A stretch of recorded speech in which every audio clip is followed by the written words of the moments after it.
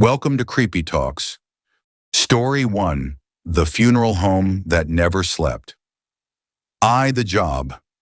My name is Aaron, and for 3 years I worked the night shift at Blackwell & Sons Funeral Home, a century-old establishment resting in the rusted outskirts of Ohio, USA. Most people assume the dead are quiet. Most people are wrong. The building itself was a contradiction. During the day, sunlight softened its sharp Victorian angles, making it seem almost peaceful. But at night, every corridor felt like a throat, and the shadows breathing inside were not always empty. I took the job because it paid more than any factory gig around. Extra pay for extra silence, the owner joked. The dead don't complain, he said. He lied. My tasks were simple.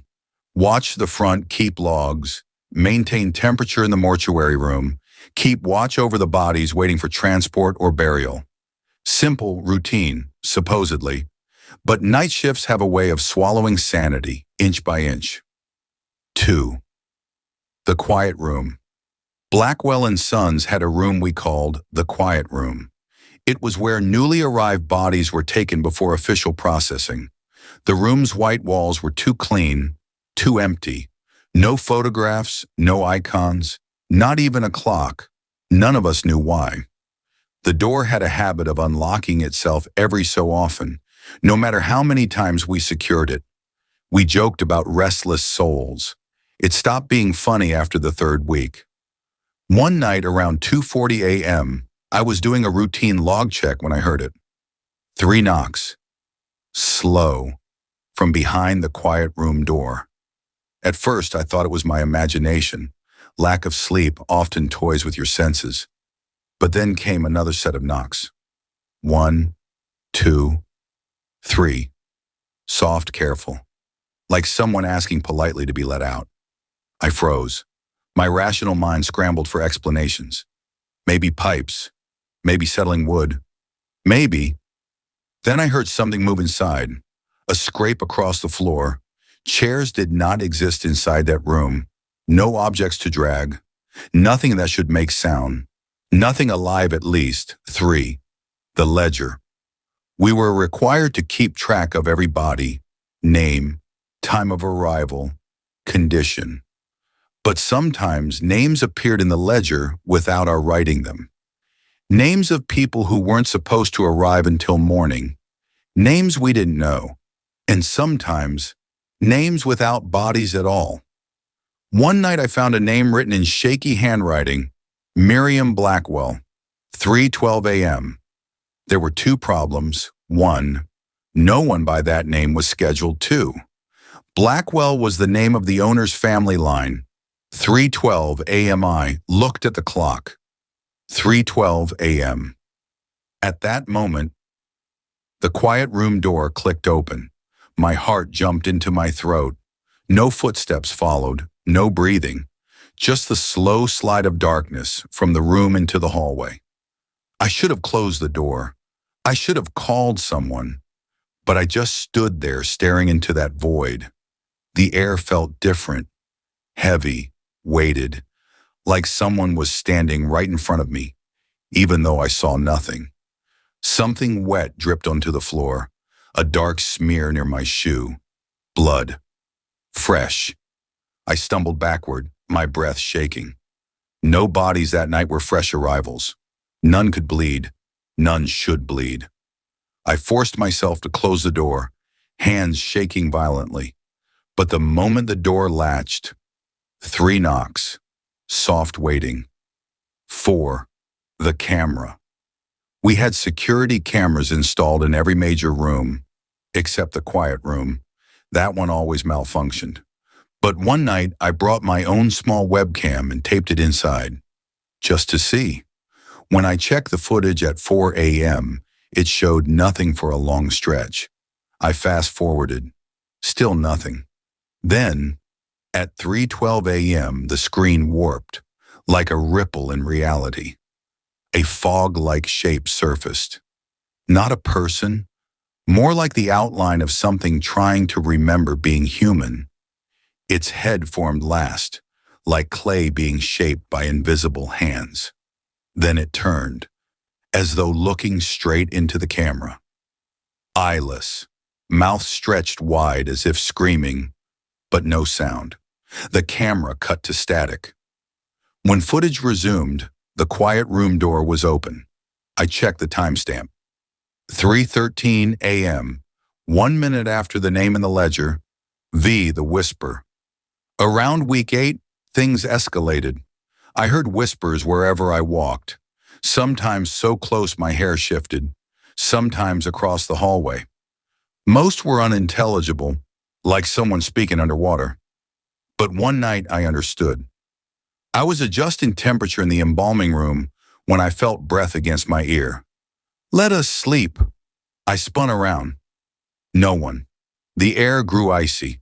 I could see my breath crystallizing. Then, tapping echoed from the refrigeration units. 1 tap, pause, 2 taps, pause, 3 taps, like someone trying to remember the rhythm of being alive. I backed into the hallway and froze. All the lights flickered. Every refrigeration unit door unlatched at once. Just unlatched, not opened. But that was enough. I ran. 6. The funeral. A week later, the owner's son Thomas died in an accident. The family insisted on preparing his body privately. None of us were allowed to assist. But the night before his funeral, I noticed something wrong. A new name had appeared in the ledger. Thomas Blackwell, 3:12 a.m. But Thomas had died at 6 p.m. the previous evening. 3:12 was always the quiet room time. I went to check. The quiet room door was open. Inside, the body table was overturned, scratch marks on the floor, walls smeared with wet streaks. And in the center, lying face down on the floor, was Thomas. His fingers were shredded, as if he had clawed desperately at the ground. His mouth was open, lips torn, his eyes gone. Not removed surgically, just gone, leaving 2 sunken pits. But what destroyed me was his expression. He looked like he had woken up and died again. 7th, the 4th night after I quit the next day. Didn't pick up my final paycheck. Didn't say goodbye. But the quiet didn't leave with me. 3 nights later, I found a blank envelope slipped under my apartment door. Inside was a single sheet, 03:12 a.m. Nothing else. That night the knocking started. 3 soft taps, not from my door, from inside my bedroom wall. When I went to grab my keys to leave, I saw the ledger lying on my table. I had never taken it. A page was open. 1 new entry, Aaron, 3:12 a.m. Then came the knocks again. 1, 2, 3. Right behind me. I never turned around. I ran. I'm writing this from a hotel in Brazil right now. I've gone from country to country, Russia, Japan, Brazil, but every night. When the clock hits 3:12 a.m., there are 3 knocks, still waiting, still asking. I know what they want. They want me to open the door. And I know, if I do, it won't be just me who dies. It'll be something else that comes through and lives. Story 2. The metro below never closed. Why? The transfer. My name is Dmitry Kozlov, and I worked as a night shift security guard in the Moscow metro from 2015 to 2017. The city never really sleeps. Even when the snowfall thickens on the streets and the wind chokes the alleys, something remains awake, something beneath. The metro lines are deep. Some say too deep, burrowed into layers where no human should dig. I was transferred to Line 13, an old section supposedly shut since 1999. Officially, it was being renovated, but no workers ever came.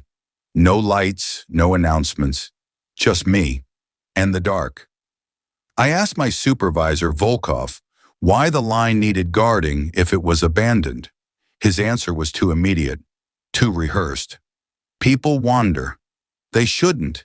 He handed me a worn key and a flashlight, greater than never go near Station Morozova. If a train passes, it doesn't. Log it and turn away. He looked at me with an expression I'd never seen from a hardened Russian officer. Fear. 2.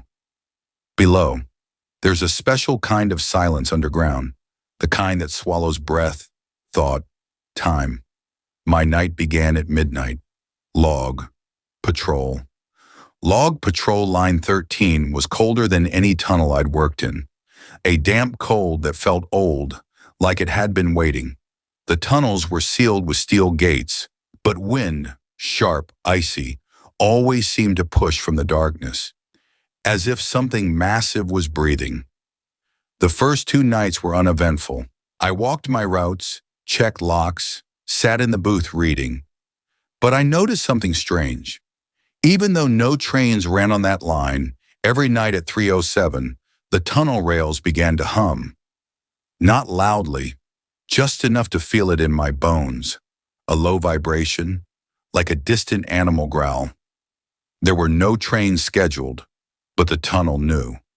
Third, the passenger night 3, the hum returned. I stepped into the tunnel's mouth, shining my flashlight. The rails shimmered faintly as though pulsing. The air trembled. Then, I saw a man standing far down the tracks, still, facing the wall, not moving, not reacting to my shout. He wore a coat wet from snow, though there was no snow down here. The cold air from him was stronger, thicker, unnatural. I radioed Volkov. No response, just faint static. I approached slowly, every step echoing. Sir? You can't be here. He didn't turn. I got within 10 meters when he tilted his head, slowly, like his neck was stiff or broken. Not toward me, upward, as if he was staring at the ceiling. I took another step, and a rush of wind slammed past me, toward him. My light flickered. He vanished, not ran, not walked. Vanished. The rails stopped humming, just silence again. I backed away, breath shaking, and returned to my booth. I radioed again. This time, Volkov answered immediately. Did you speak to him? How did you answer? Did he speak? No, he just disappeared. Silence. Good. If he speaks, it enters. He hung up. I didn't sleep that morning. Fourth, Volkov's story. Next shift, Volkov arrived early. He looked exhausted, eyes red like he hadn't slept in days. He closed the office door and locked it. You should never approach them. Them, he sighed. Line 13 was built over older tunnels, older than Soviet plans, older than the Tsars, maybe older than Moscow. I thought he was drunk or joking. He wasn't. When digging, workers found caverns, rooms, and bodies. Not human, not anymore. He took a long breath.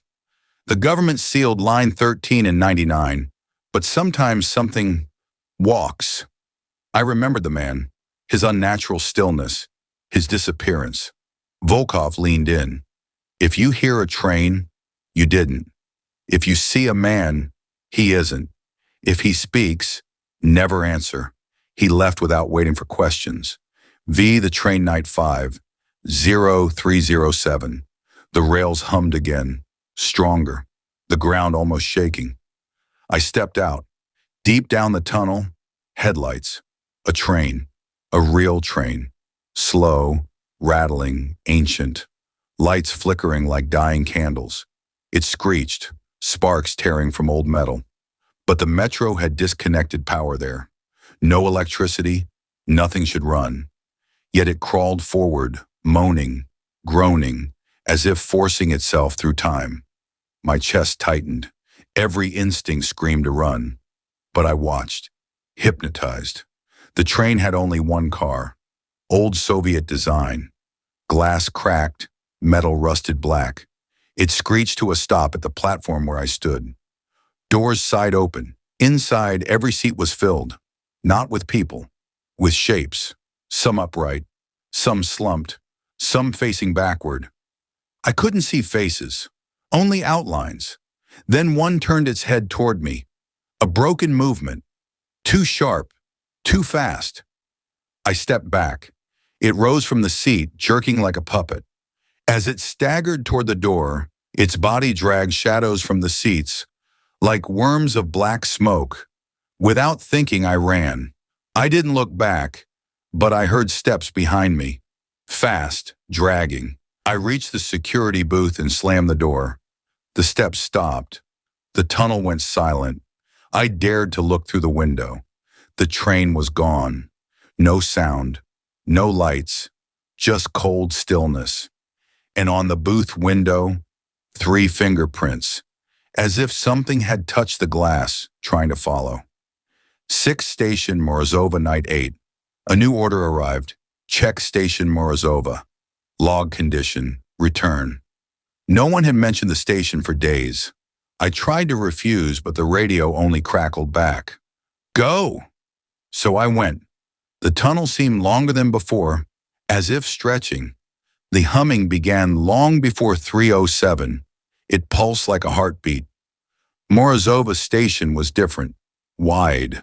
Columns carved with symbols I didn't recognize. Dark stains on the floor, like shadows burned into concrete. The air felt thick, as though sound died inside it. Then I saw her, a woman, standing alone on the platform edge. Back to me, hair long, black, dripping wet, like she had risen from water. I hesitated, her head tilted, slow, shaky, toward her shoulder, but not enough to see her face. I whispered, "Ma'am?" She moved, not turned, phased. One moment at the edge, next right beside me. Her face inches from mine, but she had no face. Just a long stretch of pale skin, smooth and blank. Then where a mouth should be, it opened, skin tearing silently, a wide, dark slit. From it came a whisper that chilled my marrow. "Answer!" I couldn't breathe. The split widened, stretching up across where eyes should be. Inside, not blood, not bone, just darkness, a deep, endless black. Her voice came again from everywhere. "Answer!" My legs gave. I fell, crawling back. She stepped forward, without walking, simply appearing closer. Her mouth slit open wider, and a sound like distant trains screaming filled the tunnel. I scrambled up and ran. Her whispers chased me. "Answer! Answer!" The tunnel bent, warped, as if pulling away, stretching endlessly. But then, a hand grabbed me. I swung wildly. It was Volkov. He dragged me toward the gate. The woman didn't follow, but I heard her, whispering from inside my head. 7. The exit. Volkov slammed the gate shut.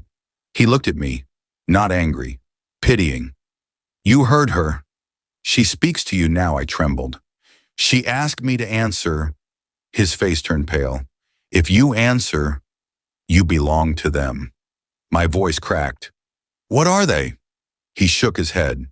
"Not ghosts, not demons, just things that live where we dug, things that remember being seen." I asked why the government didn't destroy it. Volkov laughed, a broken laugh. "You can't destroy what isn't fully here." He grabbed my shoulders. "You must never return. If she follows, don't speak, don't answer." He pushed me toward the exit. "Leave Moscow." Now I didn't say goodbye. I left without even collecting my belongings. 8.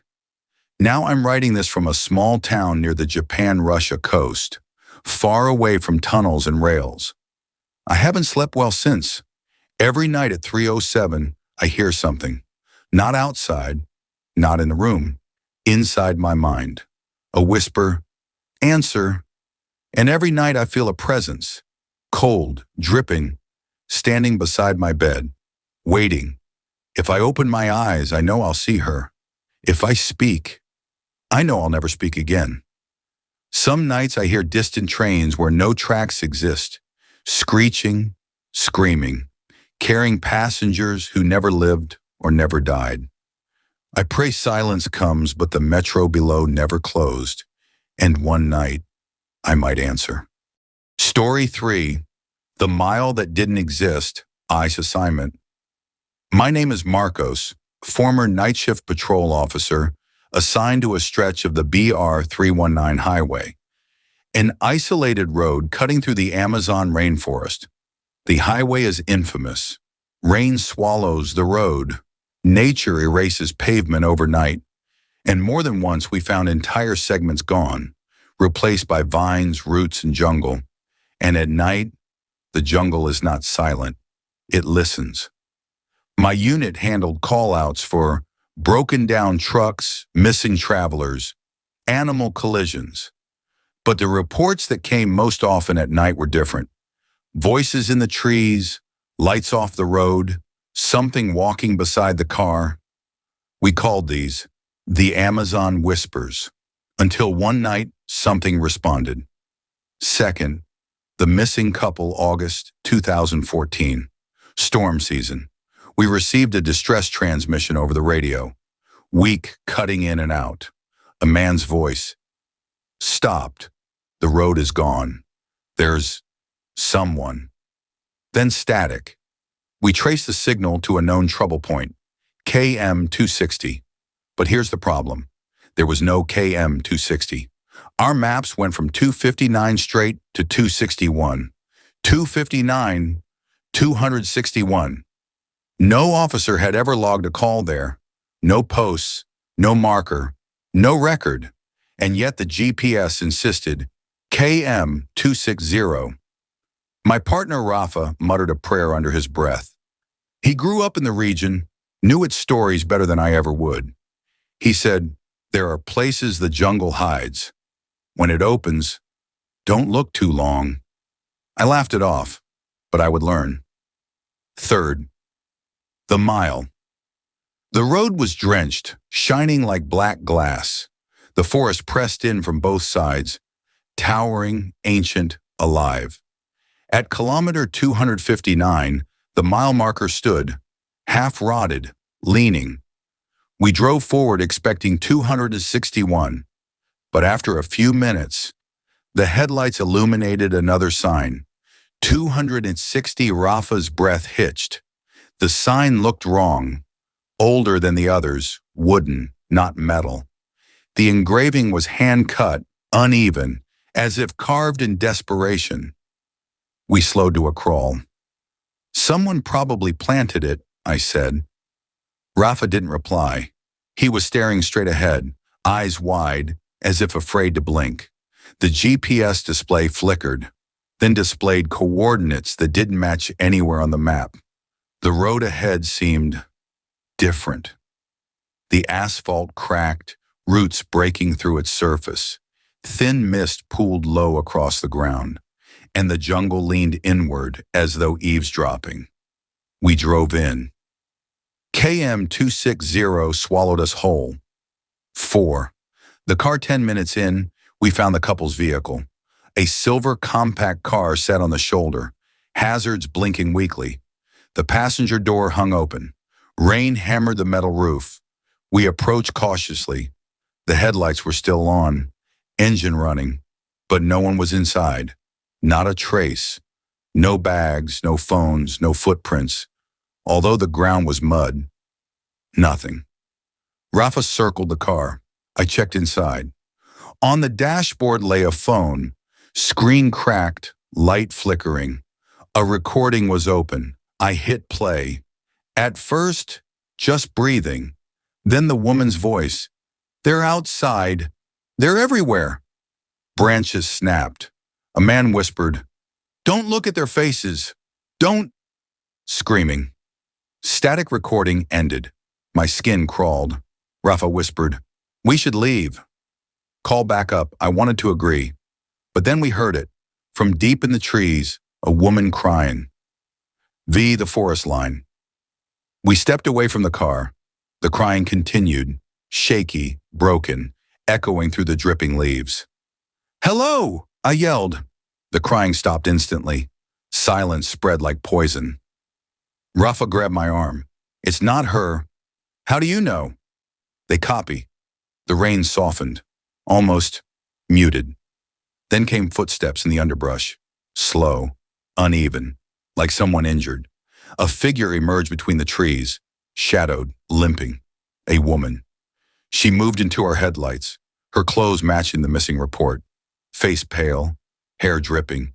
She raised her head, eyes black, no whites, no iris, just endless night. She mouthed words, but no sound came. Then she smiled, a slow, cracking smile, too wide, tearing the edges of her mouth. Rafa shouted, "Back in the car!" But I couldn't move. The woman tilted her head and took a step forward. Her knees bent backward, her spine arched, bones rearranging. She didn't walk. She folded closer. Rafa pulled me backward. We stumbled toward our truck, but behind us, footsteps, not hers, more, many. From the trees, figures stepped out, dozens, all silent, all watching, their black eyes gleaming. None blinked. Rafa forced me into the truck. We slammed the doors. The figures didn't move, just stared. The woman stood closest, head twitching, smile breaking wider. The engine struggled, wouldn't start. Rain pounded the roof like fists. Something began tapping on my window. I turned slowly. One of the figures, face pressed to the glass, its features blurred, as if melting. Rafa yelled prayers. I tried the key again. The engine roared to life. The figures didn't react, just stared. We floored it. 6. The mile never ends. We tore down the road, wipers smearing water into pale streaks. But the mile didn't end. No matter how far we drove, the GPS read KM 260. The jungle pressed closer. Trees leaned in over the road, forming a tunnel. Figures appeared intermittently in the headlights, always facing us, always still. Some hanging from branches, some perched on roots, all staring. The woman's voice whispered from somewhere, "Don't look at their faces." Rafa shouted, "Don't look." I kept my eyes forward. The radio crackled, static. Then voices, hundreds, murmuring, overlapping, as if the forest itself was speaking. The headlights flickered. And then they were on the road, dozens, blocking the way. We skidded, swerving. They didn't move. We stopped inches away. Some leaned toward us. Then, one slammed its hand on the hood, another on the window. Then all of them hit the truck at once, pounding, scratching, screaming, but mouths unmoving. The truck shook violently. Rafa yelled, "Close your eyes!" I did. The pounding grew louder, then stopped. Silence. I opened my eyes. The figures were gone. The road was empty. The rain fell normally again. The GPS now read KM 261. We had escaped, or so we thought. 7th. Aftermath. We returned to base at dawn, drenched, silent. We filed the report exactly as protocol demanded, but our supervisor read only the first line. Vehicle located. Passengers missing. He stamped it. Closed. When we protested, he looked at us like we were already dead. KM 260 doesn't exist. Write it again. Rafa's eyes darkened. We rewrote it. No KM 260, no figures. Just a broken down car. Passengers gone. Case closed. The next day, the car was missing too. No record it was ever logged. Erased, like the mile itself. 8. The cost Rafa didn't return to work. His family said he sat at home with curtains closed, staring into the dark corners of his house. 2 weeks later, he vanished. No signs, no struggle, just gone. In his room on the wall, written in mud, 260. That same night, I woke to rain hitting my window. But there was no rain, just tapping. 3 soft taps, then another 3. Slow. I didn't open the curtains. I knew it waited outside. A smile, black eyes, a face that wasn't a face, listening, waiting. I packed and left for the city that morning. I never returned to the patrol. Sometimes when I drive alone at night, the GPS glitches, and for a moment, just a moment, it displays KM260. And I know if I keep driving, that mile will be there. The jungle waiting, whispering, faces in the dark. I only pray I will never hear the voice say, "Don't look at their faces," because next time I might look. Story 4. The vending machine on Route 338. The night job. My name is Hiroshi, and in 2020, I work the night shift for a vending machine supply company in northern Japan near Aomori. Unlike the rest of the world, vending machines here are everywhere. Roadsides, forests, tunnels, mountains, abandoned places, even places where no one should be. Route 338 runs along the coast. Cliffs on one side, ocean on the other. Isolated, silent, beautiful in the day. At night, different. My route was simple. Restock machines from 10 p.m. to sunrise. Most were normal, but one was not. Machine number A34, located on the old mountain road, a sharp detour off the main route. No houses, no temple, nothing around it but forest. The machine was always stocked, always working, always cold, yet no one knew who used it. My supervisor warned me casually, "If someone buys something from a 34 while you're there, don't look at their face." "Don't speak," I laughed. He didn't. Second, first visit. My first night alone with a 34 was a foggy February night. Snow still clung to the trees, dripping slowly. The road narrowed as I drove up, and the headlights caught the vending machine standing alone. Bright, white, humming softly. It felt wrong, like it was waiting. I parked and stepped out. The night was so quiet I could hear my heart beat. The machine glowed in the darkness, stocked with strange items, canned tea, coffee, water, energy drinks. But it also had things I'd never seen. Unlabeled white bottles, pale blue cans with no writing, wrapped objects with no barcode.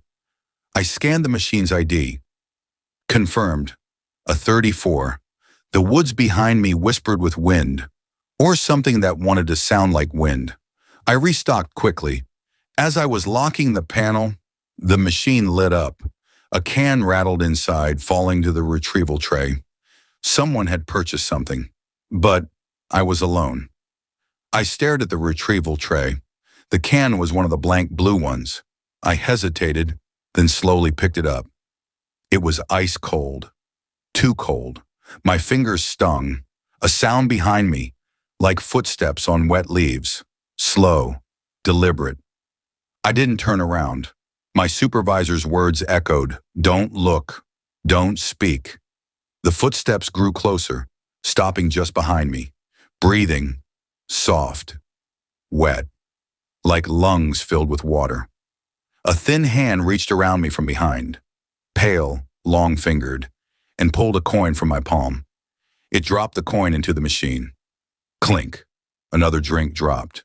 The hand retreated. Silence. I remained frozen. After a long moment, the footsteps moved away.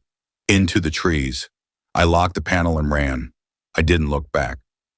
Third, the collector. At work the next day, I asked my supervisor, "Someone bought a drink while I was there." He stiffened. "You didn't look at them, did you?" "No." "You didn't talk?" "No."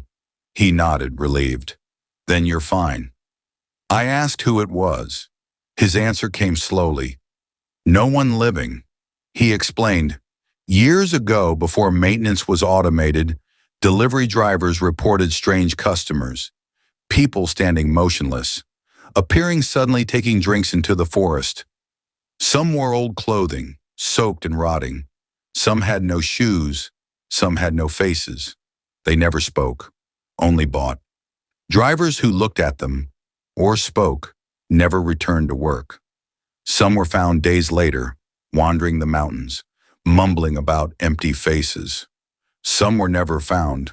A 34 was supposed to be shut down, but every time the company removed it, by the next night it would reappear.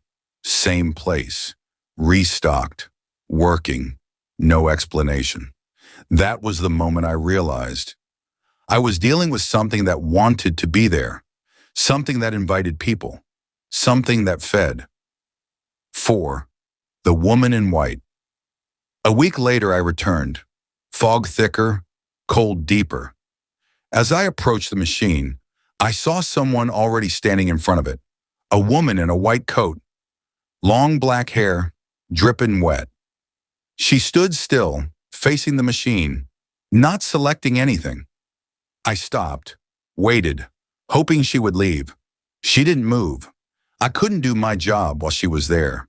I cleared my throat. Gomen nasai, excuse me. She didn't respond. Something about her felt wrong. Too still, too silent. I stepped closer. The fog parted slightly. She wasn't standing. She was floating, barely off the ground. Her hair hung down unnaturally straight, water dripping but never ending. I froze. She twitched, head jerking like a puppet being tugged. Then she turned toward me. I dropped my gaze immediately, stared at the ground. My breath fogged the air. She moved closer, blindly, facing me but seeing nothing. Her feet hovered above the ground, toes pointed downward like a dancer suspended mid-step. She reached the machine and inserted coins, but her hand passed through the slot. The machine clinked anyway. A drink dropped. She took it. The can hissed, like gas escaping. She lifted it to where her face should be. The hissing grew louder, like something breathing from the can. Then, her head dropped forward, hair covering everything, still facing me. I didn't breathe. After a long moment, she drifted backward into the woods. I stayed frozen for nearly 5 minutes before daring to move. The can she purchased remained on the ground, unopened, steam rising from it, though the night was freezing. Something moved inside it, tapping the metal. I backed away slowly, then heard a voice behind me. "Don't pick it up." I spun around. A man stood there, ordinary looking, wearing a company jacket. He smiled weakly. "Another first-timer, huh?" He introduced himself as Kenta, a former night driver. He warned me, "Never take what they buy. Never follow them. Never listen if they call you into the woods." I asked, "What happens if you do?" His smile faded. "You never come back the same. If you come back at all." Before I could ask more, he was gone. No footsteps, no sound, just gone. The night they noticed me. My last week, things escalated. I drove up to a 34 around 2:10 a.m. Fog thick as cotton, but the machine wasn't alone. 5 figures stood around it, all facing forward, unmoving, like mannequins. Their clothes were old, some modern, some from decades before. One wore a school uniform from the 1980s. Their heads twitched slightly as if listening. I stopped the car far back, turned off the lights, just watched. None touched the machine, just waited. Then one turned toward me, slow, stiff, its face pale, features melted, eyes just hollow darkness. One by one, the others turned too, all facing me. I slid down in the seat, heart racing. They began to walk toward the truck, not fast, just inevitable. I tried to start the engine. It clicked, didn't turn. The figures were close now, moving silently over the gravel. I prayed. The engine roared to life. I slammed it into reverse, nearly skidding off the road. The figures stopped right at the edge of the forest, watching. I drove until the machine was gone from sight. Only then did I breathe. But as I drove, my rearview mirror showed something sitting in the back seat. I didn't look.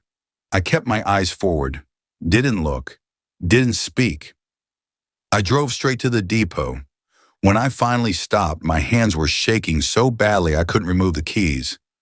When I dared to look behind me, nothing, just empty seats. But the headrest was wet, dripping, like someone had been sitting there. 6. The coin I quit the next morning. My supervisor didn't argue. As I was packing my locker, a coin fell out of my uniform pocket. A vending machine coin. Old, rusty, wrong weight. I had never seen it before. Someone had put it there.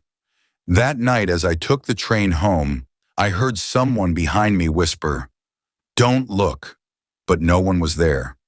When I got home, I placed the coin in a drawer. In the morning, it was gone. In its place was a drink can, unlabeled, pale blue, ice cold. Something tapped from inside like fingernails. I took it outside and threw it into the river. The water fizzed, steaming. Fish surfaced, dead. I moved away 2 weeks later. 7. Now sometimes late at night my phone buzzes. A location, Route 338, a 34. Other times I hear coins dropping, the hiss of cans, breath behind me. When I walk past vending machines now, I keep my eyes down. Once I swear I saw a pale figure reflected in the glass, hovering behind me. I didn't turn. I don't drive alone at night anymore. But sometimes when I'm half asleep, I hear a voice next to my bed. "Don't look at their face." And a coin drops onto the floor. Clink. I haven't touched it. I never will. Because if I do, I know I'll hear footsteps. Slow, wet, approaching, and the machine will be there, waiting.